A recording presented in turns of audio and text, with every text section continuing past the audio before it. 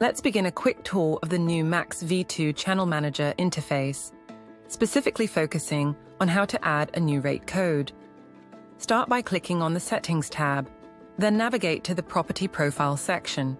Here, by clicking on the Rate Code button, we can add a new rate code for the property.